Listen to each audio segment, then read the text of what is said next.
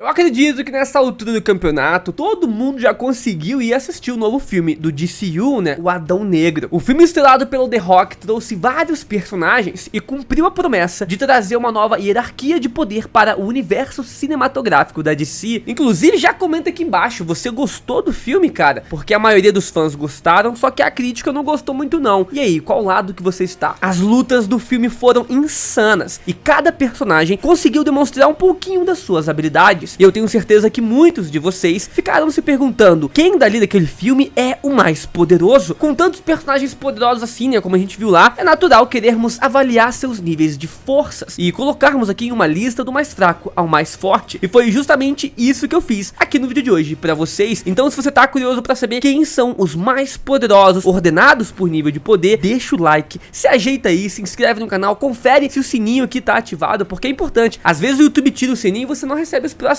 vídeos. Lembrando que eu vou trazer muitos níveis de poder ainda aqui pro canal, então se inscreve pra você não perder. E bora então conferir esse nível de poder.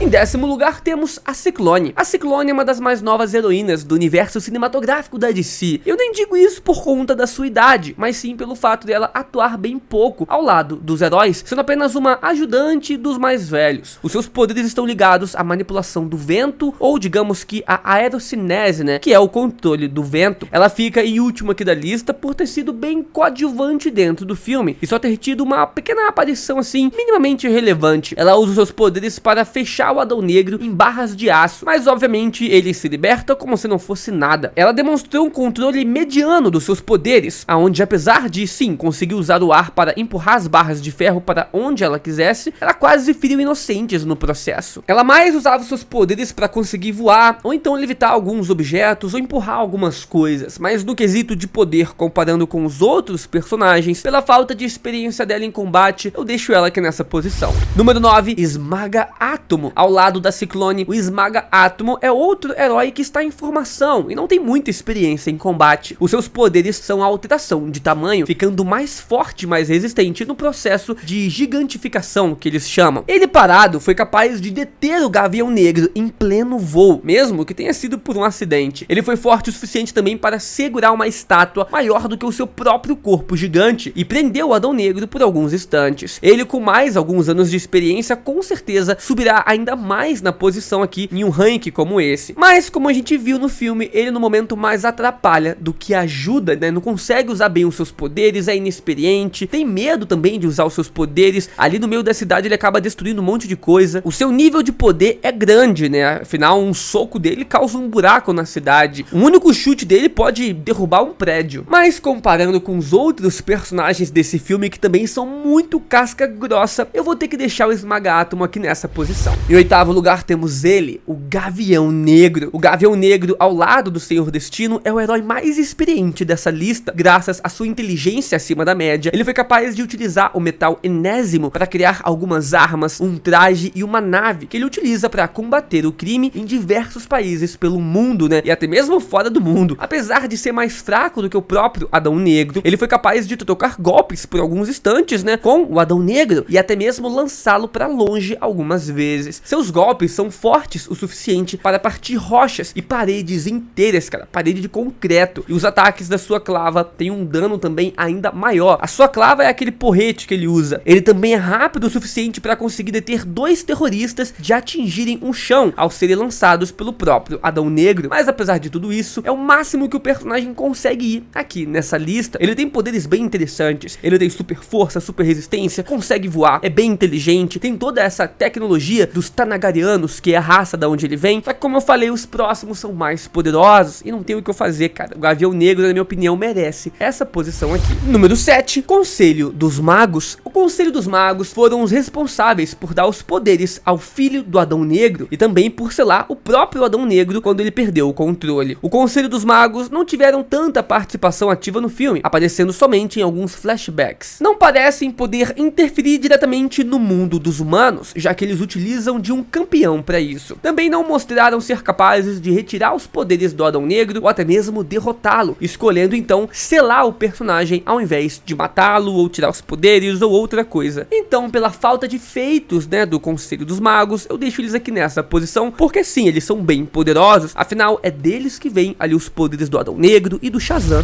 Número 6, Conselho dos Demônios. Outro conselho que apareceu no filme, mas do lado oposto, foi o Conselho dos Demônios. Esses foram responsáveis por dar os poderes ao vilão Sabbac, que é a maior ameaça do filme. Eles também não tiveram participação assim bem ativa no filme, mas o campeão deles, no caso o Sabbac, pelo jeito era mais poderoso em seu auge do que o próprio Adão Negro. Então na teoria eles ficam um pouco acima do Conselho dos Magos, mas não dá pra gente afirmar nada, cara, mas eu acredito que sim, o Conselho dos Demônios é mais poderoso magicamente do que o Conselho dos Magos. Número 5, temos o Senhor Destino. O Senhor Destino provou mais de uma vez durante o filme que é um dos seres mais poderosos que habita a Terra. Com seus poderes ele pode ver o futuro, as probabilidades, ele pode voar, projetar campos de força, ilusionismo, multiplicação, teletransporte e vários outros poderes. Ele sozinho foi capaz de bater de frente com o próprio Sabbac, e depois ele morreu porque estava tentando despertar o Adão Negro e não efetivamente prestar atenção ali na luta. Mesmo assim, ele foi capaz de atrasar o Sabbac tempo suficiente para os heróis restantes se prepararem para o combate final. Ele também foi um dos que mais deu trabalho pro Adão Negro e quase foi responsável direto pela sua captura. Eu particularmente acredito que o Senhor Destino não demonstrou